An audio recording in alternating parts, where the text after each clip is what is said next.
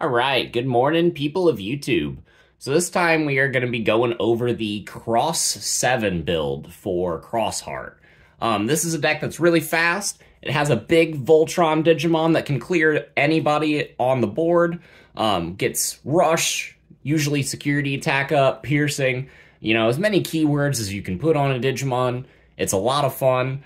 And if that fails, you know, you have a bunch of bodies that you're swinging with that all kind of float, and you're just gaining value off of every play that you do. So if you guys like this kind of content, make sure you guys like and subscribe. And without further ado, here are the Digitama. So you just got 4 copies of Pikmon. It's the only egg you want to play. It's the only one that's compatible with all of your rookies, and it lets you draw cards. So it's absolutely fantastic. We're going to go into the boss monsters of the deck first, because I feel like your lower levels are determined by the boss monsters that you play in pretty much any style of Xross Heart. So we're going to be starting off with 2 copies of Cross 7. This card itself has Rush, Material Save 4. It gets plus 1,000 on both turns for every 2 sources that it has. And whenever you play it, you delete something with DP lower than it. It's absolutely fantastic, and it crosses -2 for 6 materials. So you can make this card just a 2 cost. It's absolutely fantastic. This is your big boss monster of the deck. The only reason you're playing 2 is because you want to draw all of the pieces before you play this card. 3 is too clunky, because then you'll see multiples of this, and you'll only ever really need 1 or 2. And if you get to the point where you're dropping the second one, it should be super late in the game anyway. So this is one of those cards that whenever you play it, it just kind of seals you the game. And even if it doesn't, it'll have blocker, piercing, and then you'll clinch it on the next turn. So this card is absolutely fantastic, and it's all you need for big boss monsters. So if that didn't work, we got the 3 copies of Cross 5. It's a mini version of the Cross 7, but you can make this card free. So this card is usually something that you will do in conjunction with your other plays. It has security attack +1. It's just really good. This is just a fantastic card, and I do like playing 3 copies of it, because this, with the Cross 7, is how we're taking away a majority of our opponent's security if they have something preventing us from doing multiple checks, like into the D-Reaper matchup. This card is absolutely fantastic. We got the 1 copy of Cross 4, because I'm only allowed to play 1. This card is just absurd, and it deserves to be limited. The Taiki combo is broken, and yeah, gotta play the 1. Next, we play 4 copies of Cross 3. This card is absolutely essential, not only being a piece for speed and being a piece for aggression, because you can give this Rush with the Shoutmon, but it searches you more pieces to go into further plays. Plus, it only takes 3 materials to make it just a 1 cost. So this is just the lowest investment, some of the best reward. It's just absolutely fantastic card, and this card is just really, really great to be playing in the early game. Even if you can't fulfill its full Digicross requirement, just playing this for like 5 can get you all of the pieces that you need to further progress your game state, and its material save will make it so that way you're not losing the piece that you put under it. So it's absolutely fantastic, and yeah, you got to be playing 4 copies of Cross 3. So the last Digicross card that we are playing is the single copy of Shoutmon plus Star Sword.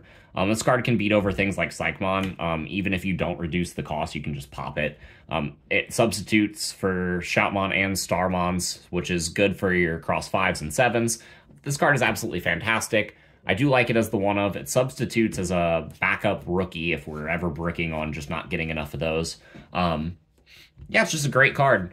I could see myself bumping this up to 2 in future iterations of the deck, but I think we play enough Digicross Digimon in this list.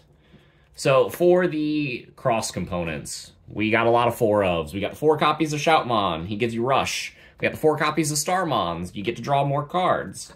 We got the 4 copies of Sparrow. He gives you a Reboot. We got the 4 copies of Darulu. He pops Floodgates and makes your opponent's security softer. And then we got 4 copies of Ballista. He gives you piercing, and he's our blocker. The Darulu and Ballista are especially important because we do play the Tamers that play these out for free, just to get extra swings, because this deck wants to be swinging as many times as possible before dropping the big Voltron play, and making sure that you're playing 4 copies of all of these materials is absolutely key because these are the ones that are the most important for all of your setup.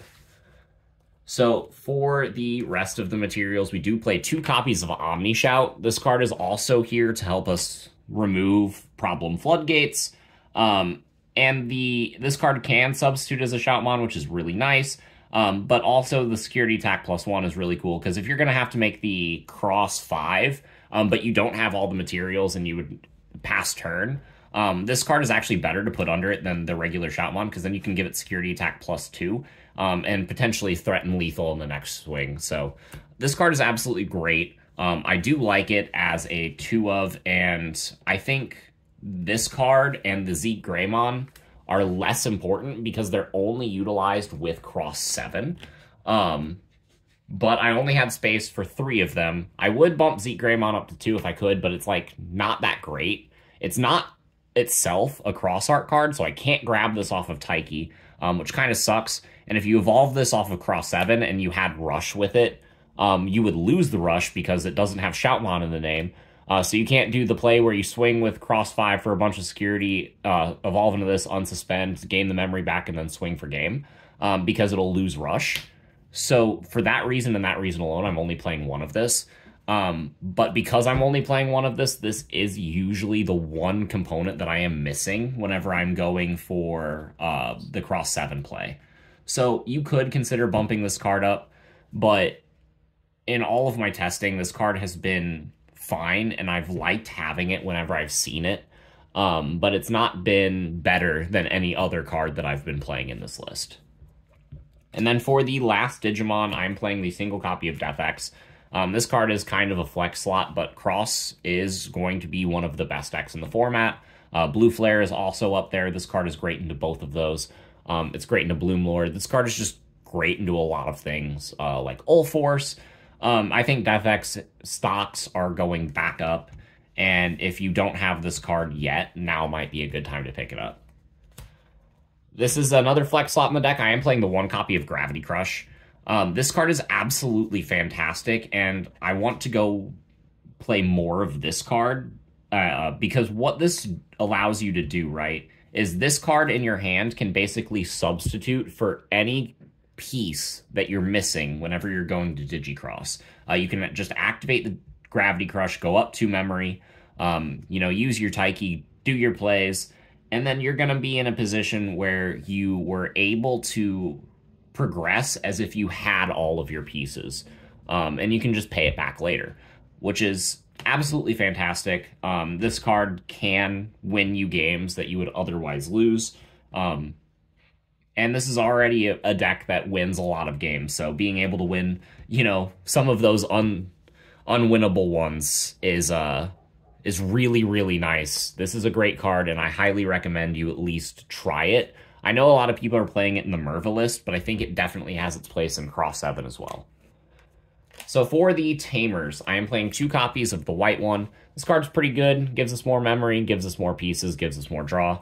But it is the biggest commitment, and sometimes you'll tuck cards under this thinking that you're going to use them pretty soon, and then not end up using them pretty soon, and then wishing you had them to evolve over like your Pikmon in the back. So I do think 2 of this is fine, because you don't want to get over aggressive with just tucking everything.